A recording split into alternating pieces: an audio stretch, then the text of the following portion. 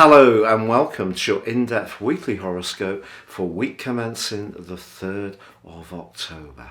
This is for the Sun or the Ascendant. Going to give you the broad themes to look out for, but please stay with me. I will go through each of the 12 zodiac signs to give you in much greater detail the key influences for each. Now this week sees Pluto end its retrograde, which began on the 29th of April. Pluto is also going to be linking with Mercury, the planet of communication, now travelling forwards and gaining traction in the sign of Virgo.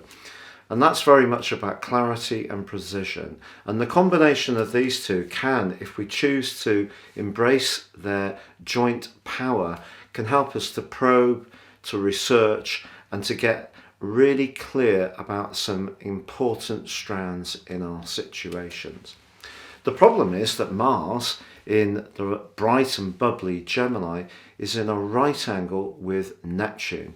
And Neptune in the 12th solar house for us all, in a square with Mars in the 3rd, suggests that some of our desires can come from the subconscious, but also we may read or hear things.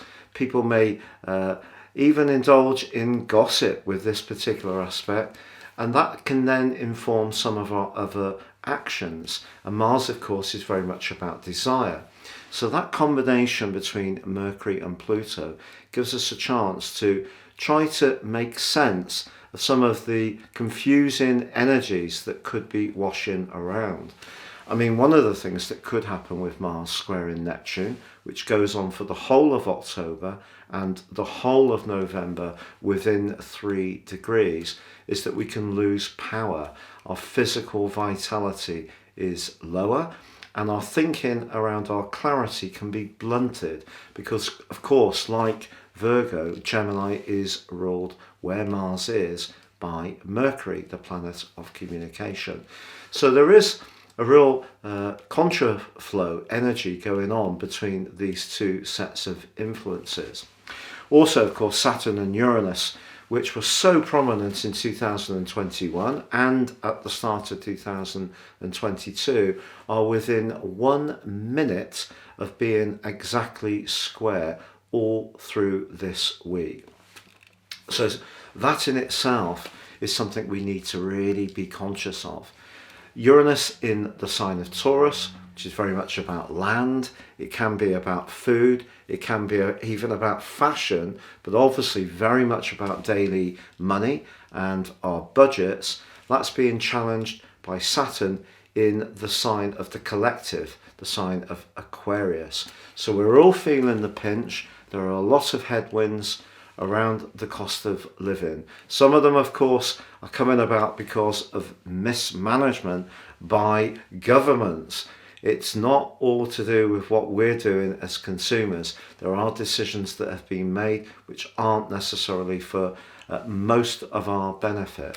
And of course, the war in Ukraine is also having an impact too.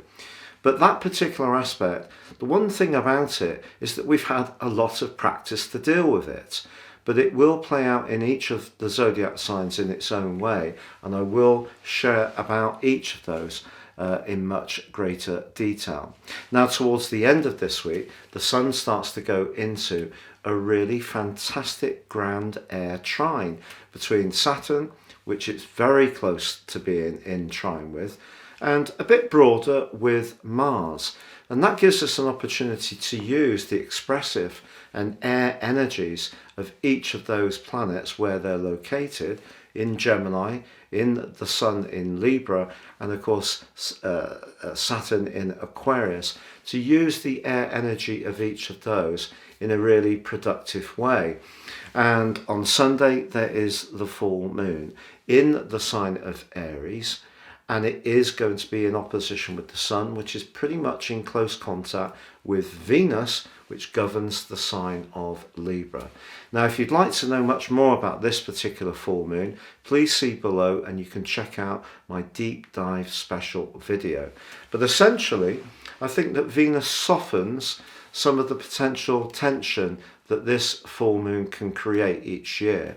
But I think the Aries full moon is asking us to think about what we want as individuals. And the moon in Aries can be very immediate. It's not very considered. It's quite an urgent energy. Whereas the Sun and Venus close together in Libra are asking us to think about how we interact with others, how we balance things, how we disseminate information, how we embrace fairness, because those are very Libran energies. But I think the worst of this particular full moon is mitigated somewhat by Venus, but the wider influences at play on this particular event are quite challenging. And of course, one of those is Mars squaring with Neptune. So please join me for that deep dive. But if you would like to ascend above this zodiac broadcast and understand what year 2023 will hold for you personally, if you give me 3 pieces of personal birth data of time, date and place of birth, I can give you your forecast for 23, but you'll get the rest of year 2022 free.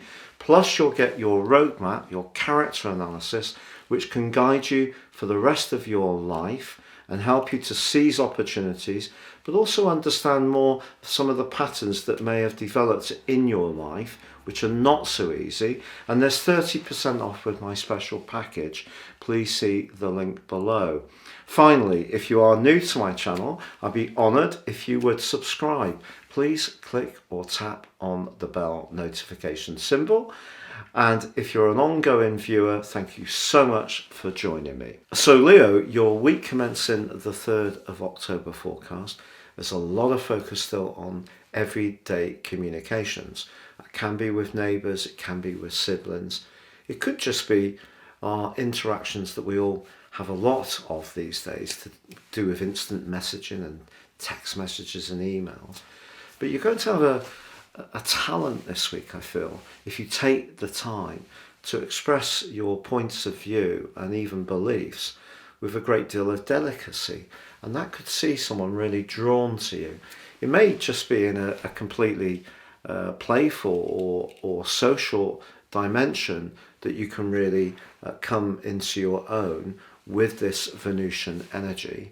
But of course Mars is in your sector of friendship and Neptune's in your sector of shared resources and longer term money. So despite the conversations you could have, if there is something that's being thought about, that is a collective effort, if it does involve some investment or money, do proceed with caution. Now, of course, Pluto has been tracking backwards since the end of April in your sector of health, work and responsibilities. And if life has seemed rather heavy in those areas, it wouldn't entirely be a surprise. But if you really concentrate and cut through the swirling mist that is Neptune square Mars, you could actually be very precise and think about a situation with a great deal of accuracy in a way that can be very helpful to you. However, that square between Saturn and Uranus is a toughie. And in a relationship situation, if there is a kind of to and fro, it may not be that you don't love or like the person. It may just be that you feel that somehow they oppress you, or someone may feel that your personality oppresses them.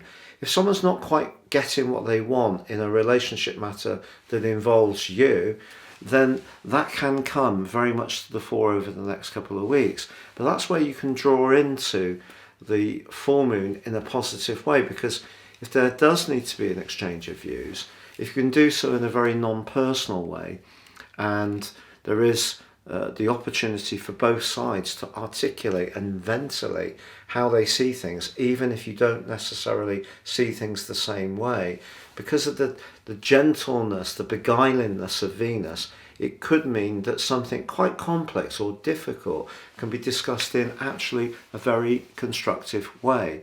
On the other hand, you may feel that because of Venus, someone is just telling you what you want to hear, or being a bit synthetic or superficial. And that could be the kind of bitterness and abrasiveness that could come through from Saturn square to Uranus. So I think relationship matters need some care, or at least some greater understanding about the power in the tie, or if there is any leverage going on. But when it comes to your friendships and your future hopes, Mars is giving you a lot of desire to perhaps meet new people or interact more socially. And Neptune's just saying, be conscious of the money or the emotional investment that's going into some of these ties.